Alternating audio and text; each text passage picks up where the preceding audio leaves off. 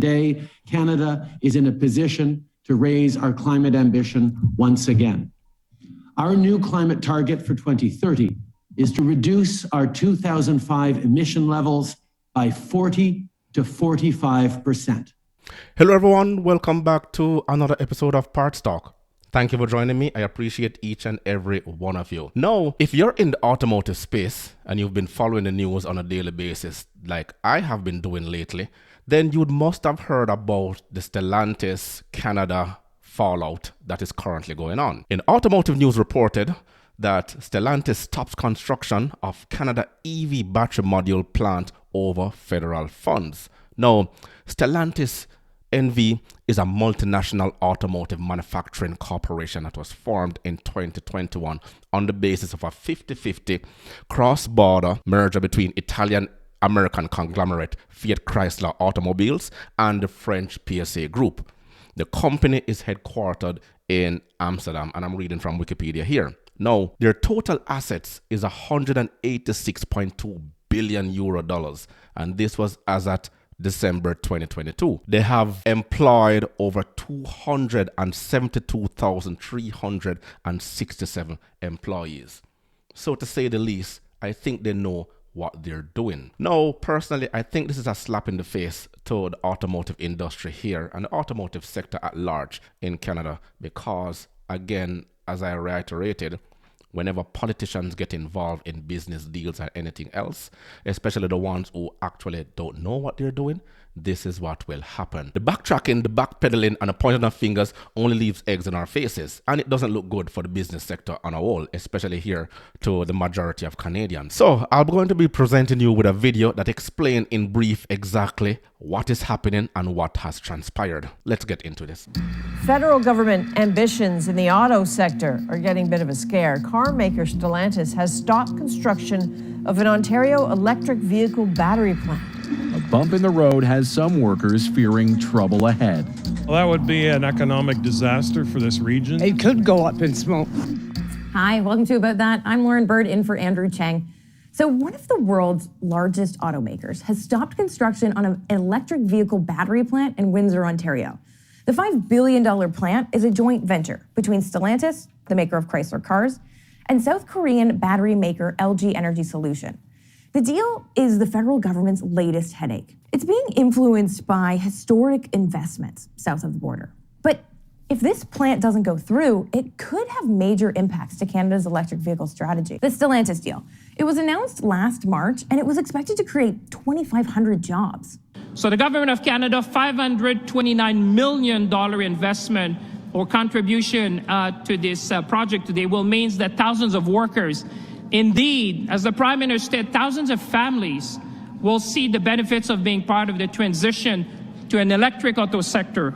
At the time, it was a huge investment from both the federal government and the province of Ontario. Yeah, and politicians glorify and bask in this deal because it makes them look good. And once it makes them look good, they'll make a media spectacle of it. It was just try and help ramp up Canada's ability to build more electric vehicles. But now, the multinational telling CBC News the Canadian government has not delivered on what was agreed to. So all construction related to the battery module production on the Windsor site has stopped. According to Stellantis, the main issue is money. So what leverage does the automaker have to be able to stop construction at this late stage? Industry watchers say the main reason Stellantis has made this move is because of a piece of legislation passed by the Biden administration, the Inflation Reduction Act. The Inflation Reduction Act, or the IRA. It was a bill signed into law by U.S. President Joe Biden in August of 2022. Among other things, it promised almost $370 billion for clean energy. Yeah, but you can't blame Biden. He's trying to keep jobs there in the United States. But at the same time, Canada wants to compete, and everything that the US does, they also try to follow and to go in suit, not knowing that the United States has the spending power to carry out such a task. Including tax incentives and subsidies to encourage companies to make EVs and EV parts on American soil. Now, to be clear, the Stellantis deal was struck before the IRA came into effect. But once the Inflation Reduction Act promised money to build in the US, Stellantis wanted a reason to stay in Canada. And last month, it got a whopping precedent to point to. the Volkswagen deal. So yes, this investment Yeah, so it's called negotiation. You can always go back to the drawing board and say, look, somebody's offering us a better deal. So what is your counter offer? That's basically what they're asking. is a big one, but it is an anchor in the supply chains we're building. And like we've said, we're expecting the economic impact of the investment to be covered within 5 years.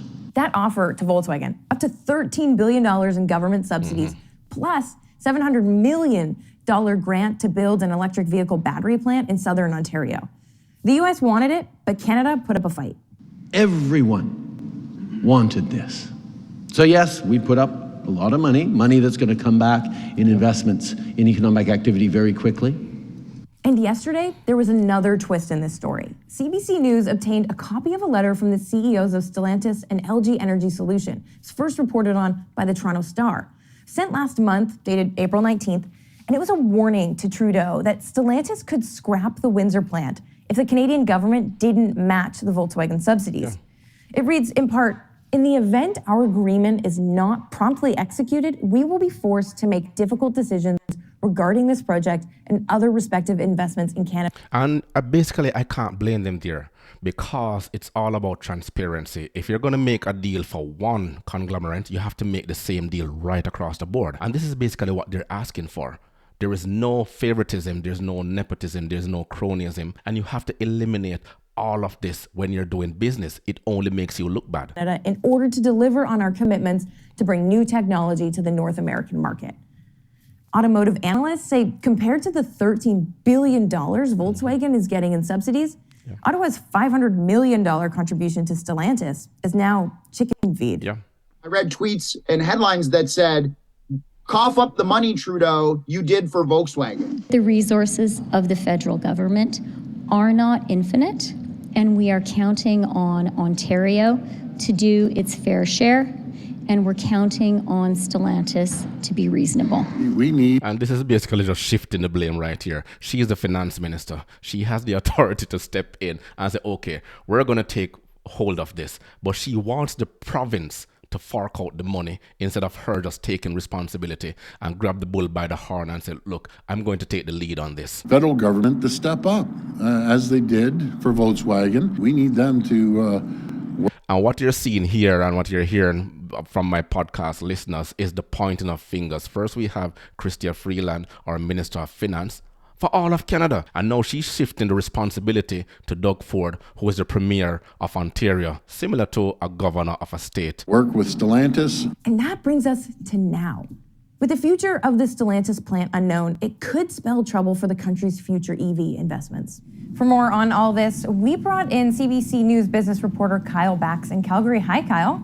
Hi, Lauren. Okay, so the IRA is having a really big impact here in Canada. Can you explain, what it means for Canadians and Canadian businesses? Well, the first thing you have to realize is it's an enormous policy. We're talking hundreds of billions of dollars in subsidies. And it's not just EV batteries, it's building solar fields and wind farms. It's building biofuel production facilities, producing more hydrogen, transmission lines, all sorts of different facets, all aimed at reducing emissions and building up the whole clean energy sector. And it's so big that it caught a lot of world leaders by surprise. This is having ripple effects far beyond the United States. And can you explain those ripple effects a little bit more? Yeah, so this policy was really aimed in the United States. It's called the Inflation Reduction Act, but it's mainly just a big clean energy bill.